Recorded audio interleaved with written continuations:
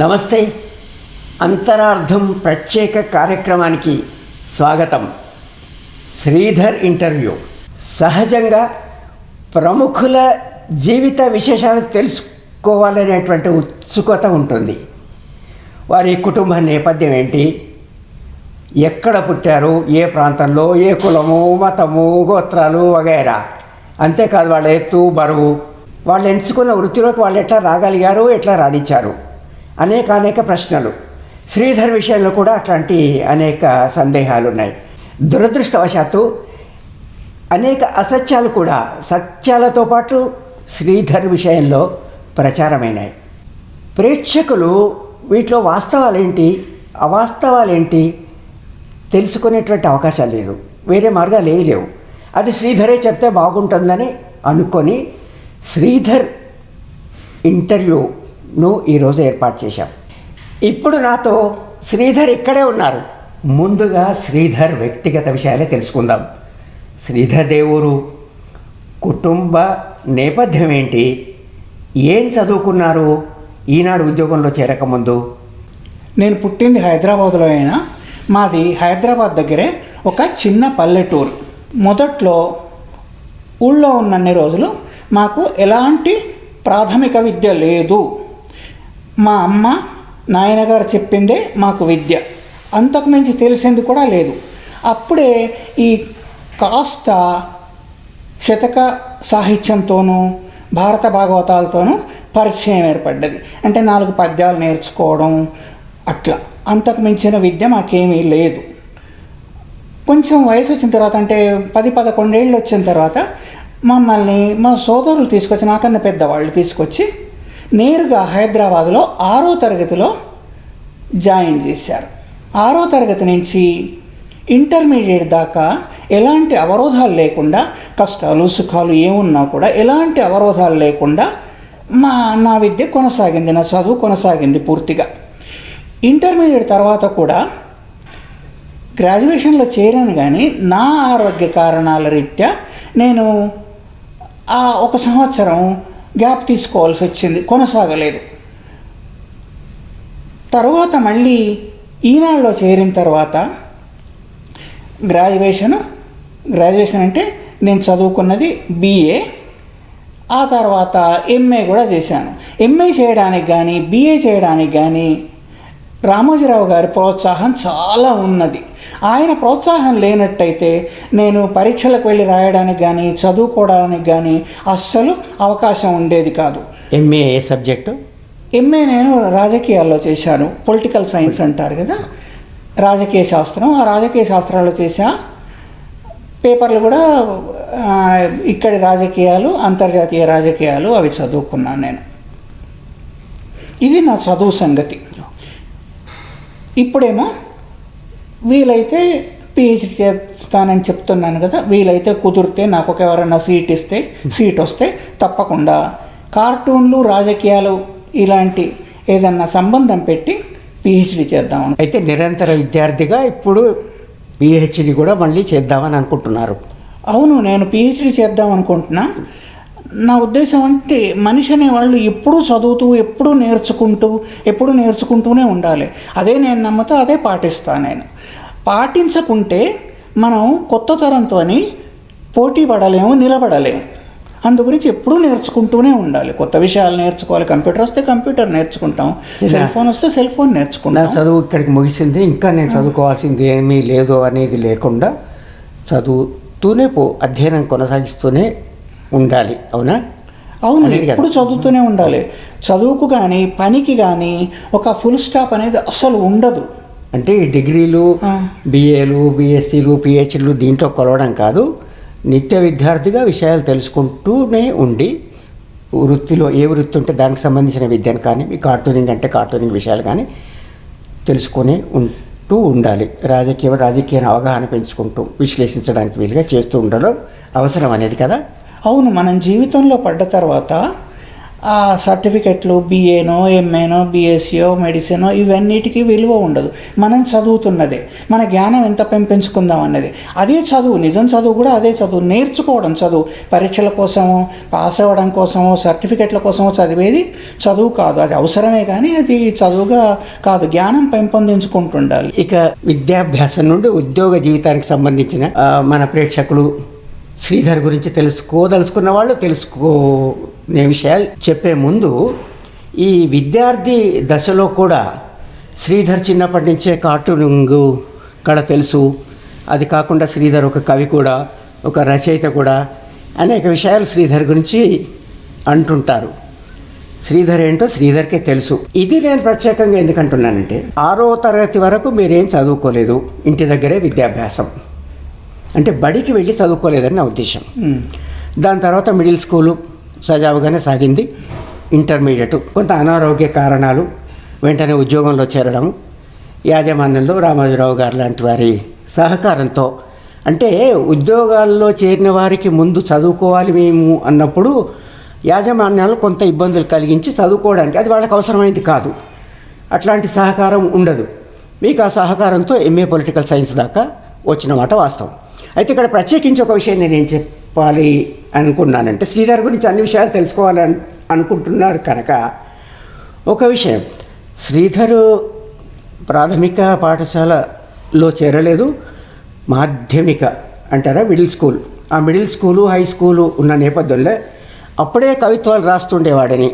నేను ఒక కవిత్వం శ్రీధర్ గురించి, శ్రీధర్ పైన రాసింది, శ్రీధర్ టీచర్ పైన రాసింది కాదు, అది చూశాను. దాని విషయం చెప్పమంటున్నాను. ఆ కవిత్వం ఏంటంటే, సరే అది నేనైనా చెప్తా, మీరైనా చదవచ్చు. धीरता से गंभीरता से अनुवाद की तुमने अधीरता से, लो पुरस्कार यहाँ चौहान की वंदना का, अनुवाद किया तुमने आराधना का, बधाई तुम्हें विदाई तुम्हें, लो శ్రీధర్ లో శ్రీధర్ ధర్లో. అయితే దీన్ని తెలుగులో కూడా నాకు తోచిన విధంగా నేను ఇట్లా అర్థం చేసుకున్నాను. ధీరత్వంతో అభీరత్వంతో నీవు అనువదించి ఆరాధనకే అర్థం చెప్పావు, అందుకో శ్రీధర్ చౌహాన్ వందన పురస్కారం, అందుకొని అది ధరించుకో, ఇక నా అభినందనలు భద్రంగా దాచుకో. ఇది అయితే దీని నేపథ్యం ఏంటి, మీపైన మీరు రాసిన కవిత్వం ఏంటి, మీపైన కవిత్వం ఏంటి, ఆ స్కూలు దినాల్లోనే రాసిన కవిత్వం, ఆ వివరణ కొంత ఇస్తే బాగుంటుంది.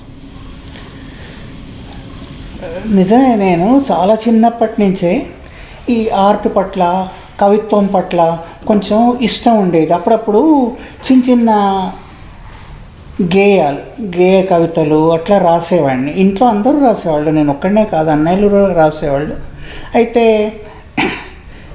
నేను 10వ తరగతిలో ఉండగా సుభద్రా కుమార్ చౌహాన్ అనే రచయిత పద్యం హిందీలో ఉండేది, దాని పేరు ఆరాధన. అయితే ఆ పద్యం ఏంటంటే, నా దగ్గర ఏమీ లేవు, నా హృదయం మాత్రమే ఉన్నది, నా ఇంట్లో నీకు కుర్చీలు కూడా లేవు, ఏమీ లేవు. మన జంజాల పాపయ్య శాస్త్రి గారి పద్యం ఉంది కదా, కూర్చుండ మా ఇంట కుర్చీలు లేవు, ప్రణయాంకమే సిద్ధపరచనుంటే. అట్లా హిందీలో సుభద్రా కుమార్ చౌహాన్ రాసిన పద్యం అది. అది బాగా నచ్చి నేను నాకు తోచిన, అంటే 10వ తరగతిలో దాన్ని ఏం చేసి తెలుగులో అనువదించి, మాకు అంజనీదేవి అని ఆ పాఠం హిందీలో చెప్పిన టీచర్ ఉండేవారు. ఆమె నేనంటే చాలా ఇష్టపడేవారు కూడా. అయితే ఆ హిందీ పద్యాన్ని కదా నేను అనువదించింది, హిందీ గేయాన్ని కదా, హిందీ కవిత్వం. అయితే ఆమెకు చూపిస్తే ఆమె తెగ సంబరపడిపోయి, ఆ తర్వాత మా 10వ తరగతి పరీక్షలపై మేము బయటకు వస్తున్నప్పుడు స్కూల్ డే జరుగుతుంది కదా, ఆ స్కూల్ డేలో ఆమె నాకు తెలియకుండా పద్యం రాసి, అది కూడా ఆటోగ్రాఫ్స్ తీసుకునే పుస్తకం మీద రాసి స్టేజ్ మీద చదివి ఆమె ఆ పుస్తకాన్ని నాకు బహుకరించారు. ఆమె ఇప్పుడు ఎక్కడున్నారో ఆమెకు నిజంగా వందనాలు, హృదయపూర్వక వందనాలు. ఆమె నా మీద రాశారు, నేను టీచర్ల మీద రాయడం కాదు, టీచరు నా మీద రాశారు. అది చాలా ఆనందంగా అనిపిస్తుంది. ఎప్పుడు గుర్తొచ్చినా అదొక్కటి భద్రంగా పెట్టుకున్న, సర్టిఫికెట్లు కూడా భద్రంగా పెట్టుకోలేకపోయినా కానీ ఆ కవిత్వం మాత్రం, ఆమె రాసిచ్చింది మాత్రం ఇంకా నా దగ్గర భద్రంగా ఉంది. అంటే ప్రాథమిక విద్య ఉన్నా లేకున్నా దొరికిన ప్రతి అవకాశాన్ని అందిపుచ్చుకొని చదువుకోవడము, ఉన్న సృజనాత్మకతని ఎప్పటికప్పుడు చూపించే ప్రయత్నం అతి చిన్న వయసు నుంచి శ్రీధర్ చేస్తున్నాడు అని అందరూ అంటున్నారు కనుక ఉదాహరణగా ఇది పేర్కొంటే బాగుంటుందని నేను చెప్పాను. Thank you. అయితే ఇప్పుడు శ్రీధర్కు ఈనాడుకు అవినాభావ సంబంధం, విడదీయరాని సంబంధం. దీనిపైన తెలుసుకోవాలని చాలా ఉంటుంది. అనేక విషయాలు తెలుసుకోవాల్సి ఉంది. అయితే ముందు ఈనాడులో ఉద్యోగం ఎట్లా ప్రారంభమైంది? అక్కడ కొందరు ఫిట్టర్గా చేరారు, టర్నర్గా చేరారు, దాని తర్వాత ఇంకోటేదో అంటున్నారు. వీటన్నింటికి ఒక ఫుల్ స్టాప్ పెట్టే విధంగా అసలు ఈనాడులో శ్రీధర్ ఉద్యోగ జీవితం ఎట్లా ప్రారంభమైంది అనేది కొంత స్పష్టంగా విపులంగానే చెప్తావా? తప్పకుండా. నాది ఇంటర్మీడియట్ తర్వాత మామూలుగా గ్రాడ్యుయేషన్లో చేరి చదువు మధ్యలో ఆగిపోయింది. దానికి ఆర్థిక కారణాలు కావు, నా ఆరోగ్యం చెడిపోయి ఆ సంవత్సరం గ్యాప్ వచ్చింది. గ్యాప్ వస్తే మా అన్నయ్య మాధవరావు ఇక్కడేదో ఈనాడులో అడ్వర్టైజ్మెంట్ వచ్చింది, చిన్న అడ్వర్టైజ్మెంట్ వచ్చింది, మాకు లేఅవుట్ ఆర్టిస్టులు కావాలని. నీకు ఆర్ట్ పట్ల, కళ పట్ల, చిత్రలేఖనం పట్ల కొంచెం ఇష్టం ఉంది కాబట్టి ఇది ప్రయత్నించి ఈ సంవత్సరం మొత్తం చేద్దు, కానీ తర్వాత మళ్ళీ మనం కాలేజీలో చేరి గ్రాడ్యుయేషన్ చేర్చుకుంటూ, అది కూడా 6 నెలల ట్రైనింగ్ అంటున్నారు, ట్రైనింగ్ తీసుకుంటే బాగుంటుంది, అక్కడ సీనియర్ ఆర్టిస్టులు ఉంటారు, నువ్వు చాలా నేర్చుకోవచ్చు అని ఆయన నా తరఫున దరఖాస్తు చేసి నేను ఊళ్ళో నుంచి వచ్చి నాకు కాల్ లెటర్ వచ్చింది, నువ్వు ఫలానా రోజున వచ్చి ఇంటర్వ్యూ. అయితే ఈనాడులో ఉద్యోగాభ్యర్థన మీ అన్నయ్య గారి ద్వారా మీరు చేసిందే కానీ ఇంకెవరో వచ్చి రామోజీ గారి దగ్గర తీసుకువెళ్ళి, లేదా ఈ మళ్ళీ అంటే బాగుండదు, ఈ పేద కుటుంబం నుంచి వచ్చిన బ్రాహ్మణుడు వగేరానో ఇవ్వండి అనడము, ఇప్పించడం అట్లాంటివి అబద్ధాలు అని దీంతో తెలుస్తోంది. సరే, ఎట్లా జరిగింది? మీ బ్రదర్ మాధవరావు మీ తరఫున ఉద్యోగ దరఖాస్తు వేయడం జరిగింది, చెప్పండి. అట్లా చేసిన తర్వాత నాకు అక్కడి నుంచి పిలుపు వచ్చింది, ఫలానా రోజున ఇంటర్వ్యూ ఉంటుంది, మీరు రావాలని చెప్పి. అయితే అక్కడికి పోయిన తర్వాత లేఅవుట్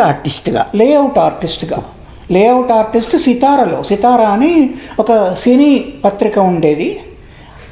ఆ పత్రికలో లేఅవుట్ చేయడం, లేఅవుట్ అంటే ఏమీ లేదు, అప్పుడు ఆఫ్సెట్ వచ్చింది. ఆఫ్సెట్ అనే కొత్త టెక్నాలజీ వచ్చింది. దానికి మనం ఫోటోస్ పేస్ట్ చేయాలి, తర్వాత ఆర్ట్ పుల్సు ఇవన్నీ పేస్ట్ చేయాలి, మ్యాటరు, హెడ్డింగ్స్ రాయడం, ఇది ఉద్యోగం. అయితే అప్పుడు రాజేంద్ర, ఏవిబిఎస్ ఆనంద్, కరుణాకర్ లాంటి వాళ్ళందరితో పాటు చాలామంది వచ్చి మేము 4 మాత్రం సెలెక్ట్ అయినాం. అది నా సెలెక్షన్ కూడా విచిత్రంగా జరిగింది. నాకు వాళ్ళు ఒక కథ ఇచ్చి కథకు బొమ్మ వేసి దాని కింద టైటిల్ రాసి రచయిత పేరు కూడా రాయమన్నారు. కథ బాగున్న కథ ఇచ్చింది నాకు ఏమేయాలో తెలియదు. అప్పటిదాకా బొమ్మలు వేసిన వాడిని కాదు, పెద్దగా ఏదో గోడల మీద గీసిందో ఏదో చిత్తు కాగితాల మీద వేసిన బొమ్మలే తప్ప నాకు బొమ్మలు రావు. బ్రష్లు, పెన్సిల్స్, పెన్నులు ఇలాంటివి ఉంటాయి, అవన్నీ నాకు తెలియదు. వాళ్ళు ఇచ్చిన సరంజామాతోని ఏదో బొమ్మ వేస్తే చెలసాని ప్రసాదరావు గారు అని ఉండేవారు. ఆయన మంచి చిత్రకారులు, తర్వాత ఏమో మంచి రచయిత. ఆయన ఇంటర్వ్యూ తీసుకుని ఇదేంటి పాడు చేసావంతా, అదేం బొమ్మ అన్నారు. అని మీరు చెలసాని ప్రసాదరావు గారిని చూడడం నాకు ఆశ్చర్యపడిపోయా. మీరు చెలసాని ప్రసాదరావు గారు అంటే, అవును, నేను ఎట్లా తెలుసు మీకు అన్నారు. అంటే నేను మీ కళా పుస్తకం చదివిన తర్వాత అప్పటికి రష్యన్ చిత్రకళ, అదొక కాకతీయ చిత్రకళ పుస్తకం. నువ్వు అంటే నాకు అప్పటికి 18 ఏళ్ళు ఉన్నాయి అంతే దాదాపుగా. నువ్వు నా పుస్తకాలు చదివావా అని ఆనందపడిపోయారు. ఆనందపడిపోయి ఎవరికి ఇవ్వండి ఒక కార్డుది ఇచ్చి, బిజినెస్ కార్డు ఇచ్చి, తర్వాత టీ తెప్పించిపోసి నీకు 200కు ఉద్యోగంలో చేరుతావా అని అడిగారు. అయితే నాకు అది ఉద్యోగం అని తెలియదు, ట్రైనింగ్ అన్నారు, నేనే ఇవ్వాలనేమో. ఓకే అన్న, ఎందుకంటే 200 మంచిదే కదా అట్లా. అయితే చేరిపోయి 1వ తారీఖు నుంచి చేరిపోమ్మంటే నేను 1వ తారీఖు నుంచి చేరిపోయా.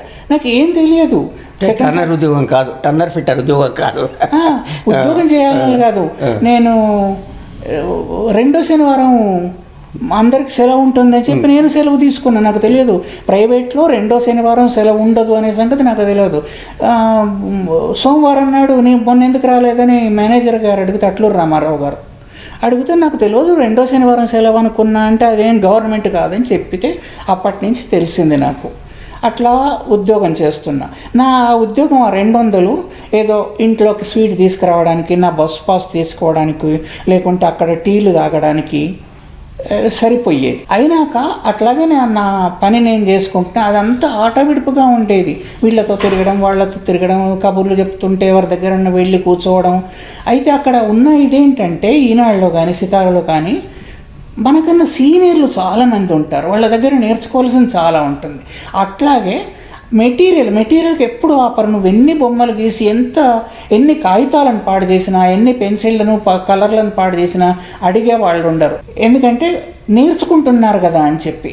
అట్లానే మంచి లైబ్రరీ ఉంటుంది ఈనాడులో చదువుకోవడానికి. అంటే లేఅవుట్ ఆర్టిస్ట్గా ప్రారంభమైన ఉద్యోగ జీవితం లేఅవుట్ ఆర్టిస్ట్గా ఎంతకాలం కొనసాగింది? ఇట్లా నేను నేర్చుకుంటున్నా. అక్కడక్కడ ఏమన్నా బొమ్మలు కావాలంటే వేస్తున్నా. ఆ లేఅవుట్ మాత్రం నాకు వచ్చేది కాదు. ఆ బ్యూటిఫుల్గా దాన్ని డెకరేట్ చేయడం, అందంగా రాయడం. నా రాత బాగాలేదు, అందు గురించి రాత బాగుండేది కాదు. ఎప్పుడు ఇదేం పని అంత చెడగొడుతున్నాం అనేవాళ్ళు. అన్న తర్వాత ఒక సంవత్సరం గడిచిపోయింది. అట్లా వాళ్ళు ఏం చేస్తున్నారంటే నాకు ట్రైనింగ్ పీరియడ్ పొడిగిస్తూ పోతున్నారు. వెళ్ళిపోయి ఎప్పుడైనాడైనా నేను మళ్ళీ కాలేజీలో చేరవలసిందే అనే ఉద్దేశంలో నేను ఉన్నాను. అట్లనే ఆట విడిపోయి మొత్తం. అయితే విపులా చతుర అని ఈనాడు పత్రికలు ఉన్నాయి, మాసపత్రికలు, సితారా. వీటిలలో అప్పుడప్పుడు కుదిరినప్పుడు ఆ చెల్సాని గారి అనుగ్రహం వల్ల, లేకుంటే అక్కడున్న ఎడిటర్ల గారి అనుగ్రహం వల్ల ఏం చేసేవాడిని, చిన్న కార్టూన్లు వేయడానికి అవకాశం ఇచ్చేటోళ్ళు. ఎప్పుడు సందు దొరికితే ఈనాడు కూడా చదివాను. లైబ్రరీకి పోయి పేపర్లు చదువుకోవడం, ఈనాడు చదవడం, కార్టూన్లు చూడడం, అదంతా ఉండేది. ఏ సంవత్సరం ఇది? నేను చేరింది 1979లో మే నెలలో నేను చేరింది. అయితే 1981లో ఇంకా నీకు పని రాదు, నువ్వు వెళ్ళిపో, 1 నెల నోటీస్ ఇస్తున్నాం మీకు, అందరికీ అది పద్ధతి. 1 నెల మనం కానీ మనం వెళ్ళి వచ్చిన 1 నెల నోటీసు, వాళ్ళు పంపించిన 1 నెల నోటీస్ ఇచ్చేసి నాకు, ఇక నాయన నువ్వు వెళ్ళిపో, నీకు పని రాదు అన్నారు. ఇక వెళ్ళిపోవడానికి అన్నీ సర్దుకున్నాను. నేను సర్దుకున్నాక నెల రోజుల సమయం ఉంది కదా, ఇంకా పని ఎందుకు చేయాలి నేను? అట్లా ఉండి నేను చదువుకోవడం, ప్రాక్టీస్ చేసుకుంటున్నా. ఇక నా పని అయిపోయింది, నేను ఇంటికి వెళ్ళిపోవాలని అన్నీ సర్దుకొని ఈ నెల మాత్రం నేను ఎందుకు పని చేయాలి అనుకుని కొంచెం 15 రోజులు గడిచినే లేదో కరెక్ట్గా 15వ తారీఖు నాడు రామోజీరావు గారి నుంచి పిలుపు వచ్చింది నాకు. అంటే ఇప్పుడు లేఅవుట్ ఆర్టిస్ట్గా చేరడం, అప్పుడప్పుడు ఈనాడు ఇది సంగతి కాదు కానీ వేరే చిన్న కార్టూన్లు వేయడం, వేసిన తర్వాత ఇంకా సర్దుకొని ఇంటికి వెళ్ళిపోవాలనుకున్న తరుణం. ఆ తర్వాత రామోజీ పిలుపు. అంటే ఇక్కడ ఏంటంటే శ్రీధర్ ఈనాడులో చేరిన తర్వాత కార్టూనిస్ట్ జీవితం ఎట్లా ప్రారంభమైంది ఇది కొంత వివరంగా చెప్పి, తర్వాత మీ ఫస్ట్ కార్టూన్ దానికి వద్దురు కానీ ముందు శ్రీధర్ కార్టూనిస్ట్గా ఈనాడులో ఎప్పుడు ఎట్లా జన్మించాడు అని తెలుసుకుందాం. అయితే ఇంకా ఉద్యోగం వదిలి వెళ్ళిపోదాము అని అనుకున్న తరుణంలో ఏం జరిగింది చెప్తున్నారు కదా, అది చెప్పండి. అక్కడి నుంచి కార్టూనిస్ట్గా జననం. కార్టూనిస్ట్ జననం అంటే ఒకటి గుర్తొస్తుంది.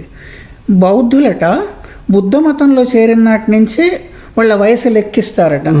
నాకు కూడా అట్లా ఆనందంగా ఉంటుంది కార్టూనిస్ట్ జననం. కార్టూనిస్ట్గా బహుశా నా నిజమైన జననం కూడా కార్టూనిస్ట్గా జన్మించడమే కావచ్చు. అయితే ఒకరోజు నచ్చిన ఉద్యోగం చేయడం ఎందరికో దొరికేటువంటి అదృష్టం కాదు, చాలా సంతోషం. నిజమే, ఆ రకంగా నేను చాలా అదృష్టవంతుడిని. సో దీని తర్వాత మీరు ఉద్యోగం నుంచి వెళ్ళిపోదాం అనుకున్నప్పుడు పిలుపు వచ్చింది అని చెప్పారు కదా, ఆ వివరణ ఎట్లా జరిగింది? పిలుపు వచ్చింది 15వ తారీఖు నాడు నాకు రామోజీరావు గారి నుంచి పిలుపు వచ్చింది. ఎవరు పిలిచారు? పిలుపు రావడానికి కారణం చెప్తాను. పిలుపు రావడానికి కారణం నాకన్నా సీనియర్లు ముఖ్యంగా రవికిషోర్ అని ఒక ఆయన ఉన్నారు. ఆయన్ని పిలిచి అంతకుముందు ఈనాడులో ఇది సంగతి లేకుండేది. ఈనాడు అని చిన్న బొమ్మ, అది కూడా సిండికేటెడ్, బాంబే నుంచి వచ్చే బొమ్మలు. ఆ బొమ్మలకు రాంభట్ల కృష్ణమూర్తి గారు దానికి సరిపోయిన ఏవో క్యాప్షన్స్ రాసి ఇక్కడికి 2 బొమ్మలు లేకుంటే పార్లమెంట్ బ్యాక్ డ్రాప్లోనో ఎక్కడో నించున్నట్టుగానో ఉన్న బొమ్మలను తీసుకొని, సిండికేటెడ్ బొమ్మలు అవి, దానికి డబ్బు చెల్లించేవాళ్ళు, తీసుకొని వేసేవాళ్ళు. అయితే మన దగ్గర పొలిటికల్ కార్టూన్లు వేసేవాళ్ళు ఎవరన్నా ఉన్నారా అని రవి గారిని, ఆయన బాగా సీనియరు, ఆయన్ను రామోజీరావు గారు అడిగితే శ్రీధర్ అని ఉన్నాడు, కొత్తగా వచ్చాడు, ఇట్లా కొత్తగా అంటే అప్పటికి ఇంకా పాత పడిపోయాను, కానీ ఆ రామోజీరావు గారికి నేను తెలియదు, కొత్తగా వచ్చాడు, కార్టూన్లు వేస్తాడండి బాగానే అంటే, ఆయన కూడా అవును నేను విప్లలోను చిత్రలోను చూసినా, నా దగ్గరకు ఒకసారి పంపించమంటే సరే అని ఆయన ఇంకొక ఆర్టిస్టు ప్రభాకరన్ ఉండేవారు. వాళ్ళిద్దరు వచ్చి నాతో వ్యంగ్యంగా చైర్మన్ గారు పిలుస్తున్నారు, వెళ్ళు అన్నారు. చైర్మన్ గారు అప్పుడు రామోజీరావు గారు రూములోకి వెళ్ళడం అంటే వాడి తల తెగిపడ్డట్టే. ఏదన్నా ఉపద్రవం వస్తేనే మామూలు ఉద్యోగులు లోపలికి వెళ్ళగలరు. నన్ను ఆయన పిలవడం ఏంటి, నేను ఆయన చూడలేదు, ఆయన నన్ను చూడలేదు అని, ఎందుకు ఏమిటి అని అడిగితే వాళ్ళు నవ్వుకుంటున్నారు, నవ్వు ఆపలేకపోతున్నారు. అయితే ఒక సీరియస్ కాదన్నమాట. ఓకే, నేను ఎట్లాగూ వెళ్ళిపోయావాడిని కదా అని చెప్పి వీరోచితంగా భయపడుతూనే ఉన్నాను, పెద్ద ఆయన కదా, భయపడుతూ ఆయన దగ్గరికి వెళ్తే ఆయన చాలా మృదువుగా, ఎక్కడ పుట్టావు, ఏం చేసావు, ఏం సంగతి, నువ్వు వేస్తావని విన్నాను, అక్కడ చూశాను, బాగానే ఉన్నాయి, బాగా ఎంకరేజింగ్గా మొదటి రోజునే బాగా ఎంకరేజింగ్గా మాట్లాడి, కొన్ని కార్టూన్లు డైరెక్ట్ పబ్లిష్ కాదు, నేను చూస్తా, ప్రతి కార్టూన్ను కూడా చూసి నాకు నచ్చితే పంపిస్తా, ఈ రాజకీయాలను తీసుకొని రేపటి నుంచి నీకు టేబుల్ దగ్గరికి ఈనాడు వస్తుంది. ఏ సంవత్సరం, ఏ నెల అని చెప్పారు. 1981 మే నెల. ఓకే, మే నెల 15వ తారీఖు. అయితే వారం రోజుల దాకా బాగానే ఇన్ని కార్టూన్స్ వేసిన ఏ రోజుకు ఆ రోజు రాజకీయాల మీద. కానీ ఆయన దగ్గరికి వెళ్ళడానికి మళ్ళీ వెళ్ళలేను కదా, నేను ఎట్లా వెళ్ళాలో తెలియదు, దారి తెలియదు, అందు గురించి అట్లా వేసి పెట్టుకుంటే. అంటే మీ మొట్టమొదటి కార్టూన్ ఏంటి, రామోజీరావు గారు ఎట్లా స్పందించారు దానికి, ఆ కార్టూన్లో సబ్జెక్ట్స్ ఉంటారు కదా, వాళ్ళు ఎట్లా స్పందించారు, దాని గురించి చెప్పండి. నేను ఆయన కార్టూన్లు వేయమన్నారు, వేసాను, కానీ ఆయన దగ్గరికి మళ్ళీ వెళ్ళడానికి ధైర్యం చాలదు, దారి లేదు. అట్లా పెట్టుకొని కూర్చున్న తర్వాత 20వ తారీఖున మే నెలలో అదే సంవత్సరం 20వ తారీఖున ఆయన దగ్గర ఒక ఆఫీస్ బాయ్ ఉండేవాడు, ఆయన పేరు జబ్బరు ఎవరినైనా పిలుస్తున్నాడంటే వాడికి వద్యశీల మీదకి వెళ్తున్నట్టే భావించేవాళ్ళు. అప్పుడు వచ్చాడు నా దగ్గరికి, వచ్చి శ్రీధర్ కోనే అన్నాడు. శ్రీధర్ ఎవరు అన్నారు. నేనే అని చెప్పి చేయలేబెట్టా, నేనే అని. అయితే చైర్మన్ బులారే అన్నాడు, చైర్మన్ గారు పిలుస్తున్నారు అని పక్క వెళ్తుంటే క్యా కియా అన్నాడు. నువ్వేం అపరాధం చేసావు, చైర్మన్ గారు దగ్గర దాకా పోతున్నావు, నువ్వేం అపరాధం చేసావు అని అడిగాను. అయితే నాకేం తెలియదు. అయితే లోపలికి వెళ్ళిన తర్వాత ఏవి కార్టూన్స్ వేస్తానన్నావు అన్నారు. అంటే వేసాను, కానీ మీ దగ్గరికి రావడానికి భయపడ్డానండి నేను, అందు గురించి చూపెట్టలేకపోయాను అంటే, అన్నీ చూసి ఇది ఇవాళ వెయ్యి, ఇది రేపు వెయ్యి, ఇది వెల్లుండి వెయ్యి అన్నారు. అంటే రేపు వెయ్యి ఇవాళ వెయ్యి అన్న కార్టూన్ ఏమిటంటే, అప్పట్లో అంజయ్య గారు ఆంధ్రప్రదేశ్ ముఖ్యమంత్రిగా ఉండేవాళ్ళు. ఆయన అందరికీ, రచయితలకు, కళాకారులకు అందరికీ ఆస్థాన పదవులు ఇస్తున్నారు. ఆస్థాన పదవులు ఇస్తుంటే ఒక గూండా ఆయన దగ్గరికి వచ్చి నాకు ఆస్థాన గూండా పదవి ఇవ్వమని అడుగుతున్నాడు. అది కార్టూన్, మొదటి కార్టూన్. కానీ అప్పటి పరిస్థితులు అట్లా ఉన్నాయి కాబట్టి బాగా పేలింది, చైర్మన్ గారికి కూడా బాగా నచ్చింది. అట్లా పరంపర కొనసాగిస్తూనే వెళ్ళి ఉంటుంది. అప్పుడు కనెక్షన్ లేదు, ఏమన్నా అన్నా కూడా నాకు తెలిసే ఛానల్ లేదు. అంతేకాకుండా రెగ్యులర్గా నాకు తెలిసింది ఏమిటంటే, రెగ్యులర్గా ఈనాడు కార్టూన్లు అంజయ్య గారు చూసేవారు. అంటే మీకంటే ముందు కూడా ఇంకొక కార్టూనిస్ట్ ఉండేవారు కదా? నాకన్నా ముందు పాపగారని అక్కడ కార్టూనిస్ట్ ఉండేవారు. ఆయన వయసులో కానీ జ్ఞానంలో కానీ నాకన్నా చాలా పెద్దవారు. చాలా మంచి కార్టూన్లు వేశారు అంజయ్య కాలంలో. ఆయన కార్టూన్ల కోసం పిచ్చిగా ఎదురు చూసేవాళ్ళు పాఠకులంతా కూడా. ఆయన వెళ్తుంటేనే ఆహో పాపగారిని నేను చూశాను అన్నట్టుగా ఉండేది మాకు కూడా. పాపగారంటే ఆ కాలంలో కొంచెం కాదు, అట్లా ఉండేవారు. మంచి కార్టూనిస్టు. కార్టూన్ రంగంలో కూడా ఆయన శిక్షణ పొందినవారు. అంటే పాపగారు వెళ్ళిపోయిన తర్వాత కొంత గ్యాప్ ఉందా శ్రీధర్ కార్టూన్ రావడానికి, పాప కార్టూన్ రావడానికి? పాపగారు ఉన్నప్పుడే నేను ఇది సంగతి చిన్న కార్టూన్లు వేస్తున్నా.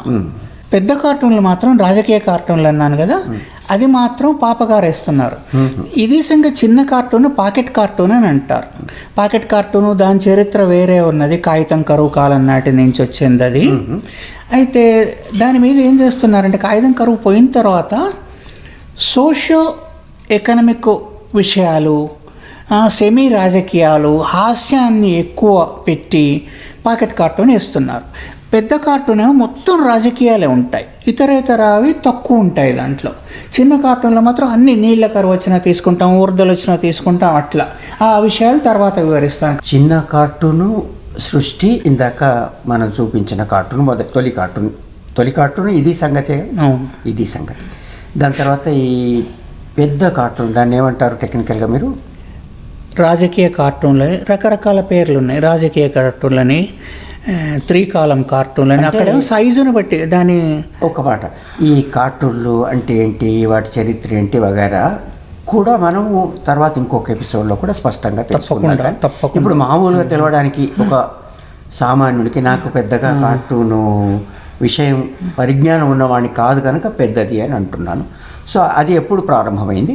ముందు ఒకటే రాజకీయ కార్టూను పత్రికల్లో ఉండేది మొదట్లో, పెద్ద కార్టూన్ మాత్రం. చరిత్ర అడగనండి. శ్రీధర్ పెద్ద కార్టూన్ ఎప్పుడు ప్రారంభమైంది? ఇది సంగతి కాక మరో కార్టూన్, రాజకీయ కార్టూన్ ఉంది కదా, అది ఏ పేజీలో వచ్చేది? మొదటి పేజీలో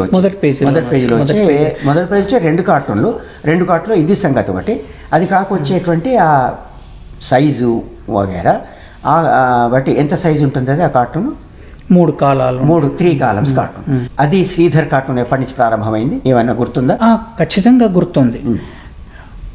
అయితే పాపా గారు బయటికి వెళ్ళిపోయారు 1983లో తెలుగుదేశం వస్తున్న కాలం అది.